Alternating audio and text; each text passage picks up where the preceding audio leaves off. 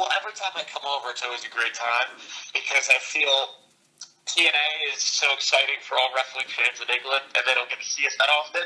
So when they see a TNA star, they bring extra energy, which means I got to bring extra energy, and it's always a fun experience. And obviously, I think that is the case, isn't it? That when a fan maybe doesn't get to see you that often, when they do get to see you, they're going to make that bit extra noise. Yeah, they only TNA as a tour only comes once a year, and then guys solo might come here or there. But yeah, it's a sporadic thing. So when they get someone, I think they're always they bring a little extra. They have some extra sugar before they come to the event, or some extra alcohol. I think I know what the answer to that one is. But I mean, just looking at Impact Wrestling over the last couple of months, there's been the change going to Pop. What have you made of that for Impact Wrestling? I think it's been great for us on Pop TV because not only do more homes get Pop TV in America, but Destination America kind of held a dark cloud over us, and they weren't really welcoming to us. And where Pop TV is welcoming us with open arms, they're supportive of us, they're promoting us, and the feel is mutual. So I think moving forward, it's just a win-win situation for everyone, and Pop TV is going to grow as a network, and we're going to grow more as a television show. I suppose that's the great thing with Pop, isn't it? That they really seem to be promoting Impact Wrestling, while the other network seemed to kind of ignore the promotion at times. Yeah, and being the #1 rated show that was on their network, it didn't really make much sense. But yeah, it is what it is, I guess. And when you look at Impact Wrestling at the moment, I mean, where do you see yourself in the promotion? Well,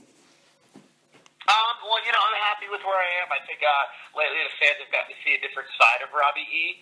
So I think I'm slowly going to bring back the old Robbie E with this new Robbie E mixed in, and I think you're going to be happy with the final result.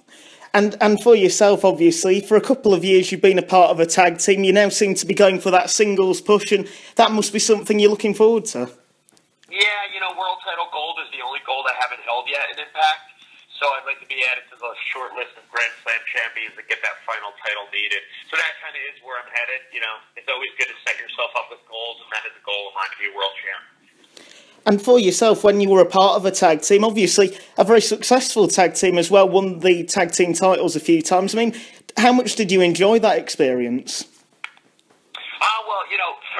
Well, my first tag team was with Rob Terry, Big Rob, and Big Rob, which was great. And then I moved into Jesse Goddard. We created the Bromance.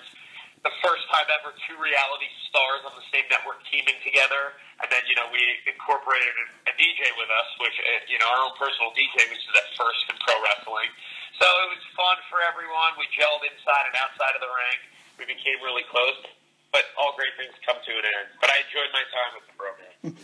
And being a part of the Bromance, I mean, winning the tag team titles and winning at events like Bound for Glory, it must have been a real memorable experience for yourself. Yeah, it's cool enough to win the tag team titles. It's even cooler to say the two times we won them. One was at our biggest pay-per-view of the year, Bound for Glory, and the other was at a one-night pay-per-view in Tokyo, Japan. So two huge moments in my wrestling career.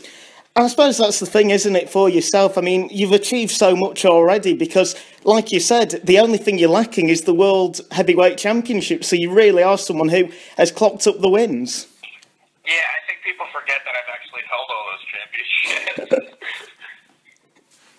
And looking at it, I mean, when you joined Impact Wrestling, what was the initial aim? Because obviously you joined at one of the biggest events of the year for your debut when you attacked Jay Lethal from the crowd. Do you feel that you've achieved everything you wanted to so far? Well, you never want to say you've achieved everything you wanted. You always want to strive for more, and I do. I mean, I'm happy. I'm content with what I've got, but I definitely do want more. And yeah, that's why the world title's in my future. I should be wrestling guy. I should be wrestling Matt Hardy for the title. I want to, be able to get in the ring and have matches and show what I can do with EC3. And looking at some of the future stars of the promotion, is there anyone at the moment that you really want to get into the ring with that maybe is going under the radar a bit? I just said his name, EC3. He's the guy that I think me and him secretly hate each other. Well, actually, we might secretly love each other, but we hate each other also, if that makes sense. I'm even confused myself. But I know that I want to beat the crap out of him, and I know that he wants to beat the crap out of me, and I think it would make for great TV, and we'd have a hell of a wrestling match. And somebody who's left Impact Wrestling recently is Kurt Angle, obviously an Olympic legend. I mean, is there anything that you've learnt off him? Because obviously he's someone who seems to have given a lot of advice to people. Yeah, well, that's the great thing about Kurt. He was always approachable, no ego. And if any guy should have an ego, it should be him. Olympic gold medalist, all the world titles in pro wrestling he's held.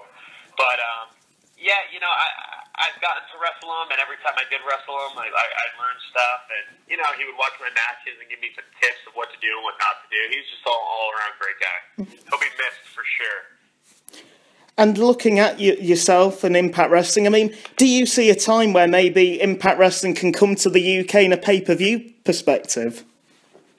It's been talked about, and I think a lot of the UK fans have been waiting for it for a long time. And, it could happen.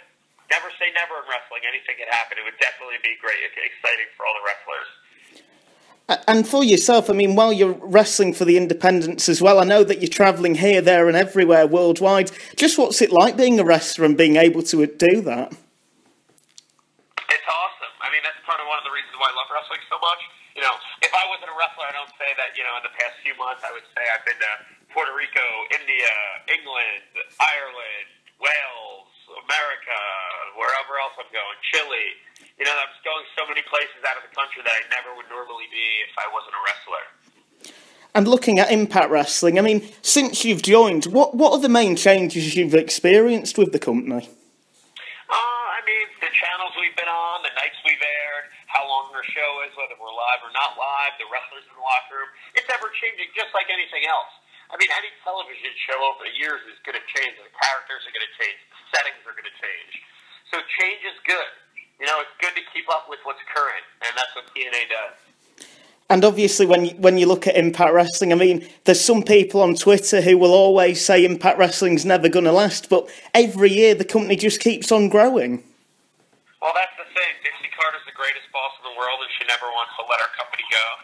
And, people are haters. They've been saying that for years, but we're still here, so. And looking at Impact Wrestling, I mean, where do you see the product going? Where do you feel that it can just keep on growing? I do. Everything goes through ups and downs. It has roller coasters. It's called learning. And, I think we're in a really good place right now. We're going to continue to grow and continue to get bigger. And looking at Impact Wrestling on Pop, do you feel this is going to be a case where both products can just basically use each other to keep on growing? Yeah, I think we're going to help each other.